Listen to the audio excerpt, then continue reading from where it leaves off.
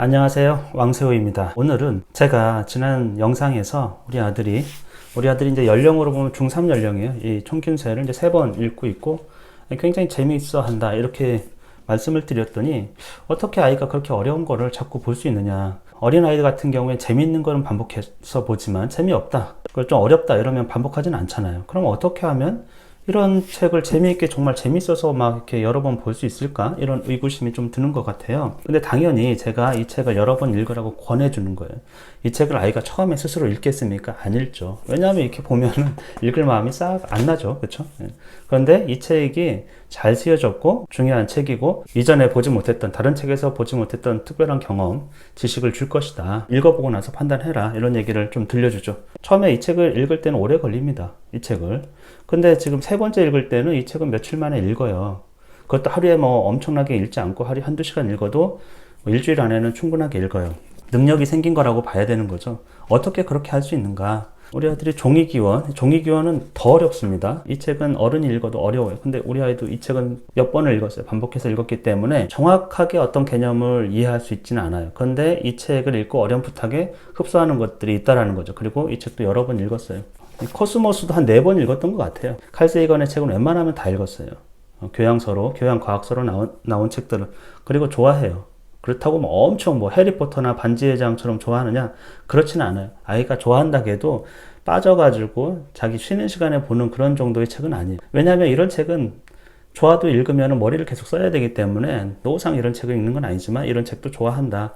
근데 아이들이 흔히 어렸을 때 보이는 반응처럼 이렇게 좋아가지고 막 앉아가지고 반복해서 재밌어서 보는 그런 종류의 책은 아니에요. 또 하나 제가 말씀드리고 싶은 거는 일리아스인데, 일리아스는 이제 우리 인류 서양 문명이죠. 특히 지금 우리는 모든 학문을 이제 서양 것을 번역해서 들어오고 있기 때문에 굉장히 중요합니다. 이 책을 처음 읽을 때는 당연히 재미가 없고 이해가 안 돼. 그러니까 아이들이 재미없다라는 표현은 이해가 안 되기 때문에 이게 실체가 무엇인지를 잡히질 않는 것이죠. 그러니까 당연히 재미가 없어요.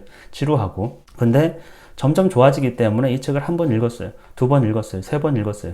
이해하면 할수록 재밌어집니다. 이 책을 접하면 접할수록 이해도가 높아지고 그럼 재미도 훨씬 더 올라가요. 근데 어떻게 하면 그런 걸 경험시켜 줄 것인가, 이게 핵심 포인트거든요.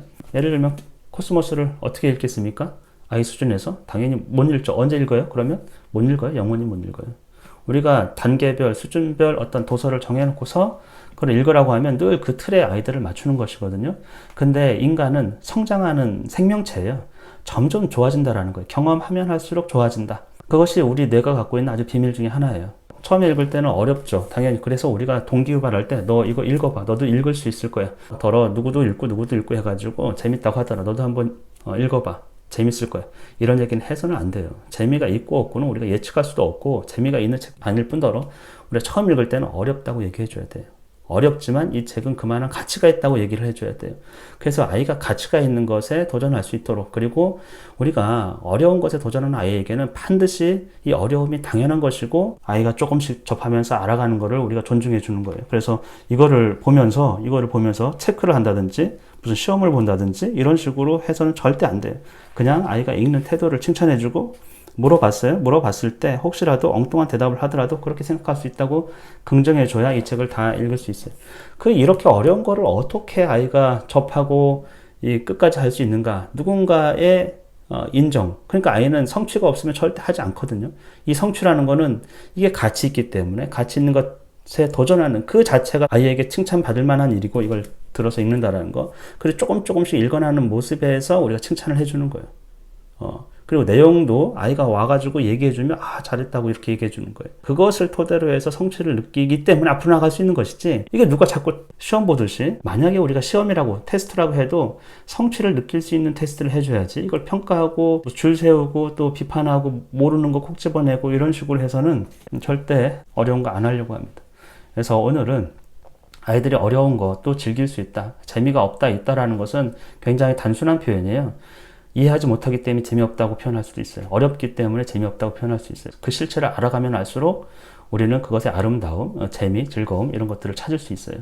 점진적으로 좋아진다라는 관념을 늘 가지고, 늘상 부모는 또 선생님은 아이를 인정하면서 이전의 상태보다 조금 좋아진 모습들을 보면서 칭찬해 주는 거예요. 아이의 성취는 테스트에서 나온 결과로 있는 게 아니에요.